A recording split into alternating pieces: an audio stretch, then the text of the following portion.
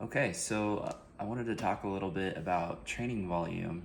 I'm not going to get too in the weeds regarding this, but when I refer to training volume, I'm going to do a bunch of videos on training specifically and not just food.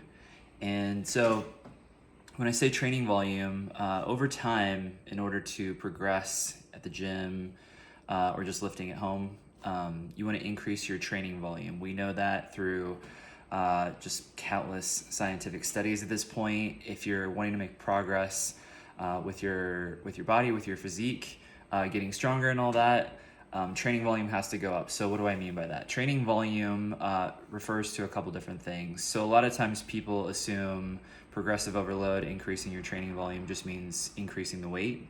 But there's other ways to progress when it comes to lifting, strength, and resistance that go beyond just increasing the weight, because at some point you're going to meet your threshold, and then it's not necessarily a good idea to just go up and up and up on the weight. So you can increase the weight week to week on a particular exercise appropriately, usually small incremental additions of weight, and that will equate to progressive overload. But you can also do more repetitions. So let's say hypothetically I do 3 sets of 10 on an exercise, then the following week I could try to do 3 sets of 11 or maybe 4 sets of 8. That's still going to be a higher training volume, and that's still considered progressive overload. So over time you're going up, you're getting stronger, you're progressing incrementally. So you can go up in repetitions, you can go up in numbers of sets. I gave an example on the last one too. So if you're doing 3 sets of 10 on an exercise, the following week you could do 4 sets of 8. That would equate to higher volume, or 4 sets of 10. Or you could even break it up even into smaller increments. So you could do like 4 sets of 6, 5 sets of 6.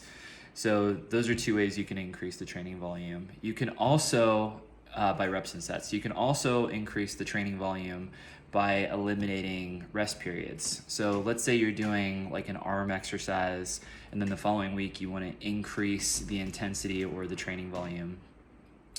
Or you can increase the training volume by intensity. So you can lower the rest period. So let's say you're resting about 90 seconds, a minute and a half. Well, you can cut that down to 60 seconds in between your sets, and that would also increase your training volume. So there's a lot of different ways to manipulate it, and there's a lot of different ways to progress. And generally when people are lifting consistently, they're going to do some sort of a combination of the many different ways. So there's a lot of different ways to achieve your goals, progress over time. It doesn't have to just be weight. I think a lot of times people, they have that sort of misconception that the only way to progress in the gym is if you're just going heavier and heavier and heavier. And that can be a little daunting because you don't necessarily want to be adding tons and tons of weight to these big compound lifts every single week. So if you have more questions about that, this is something I talk a lot about with my in-person clients when we're training. Feel free to message me, and I hope you have a great day.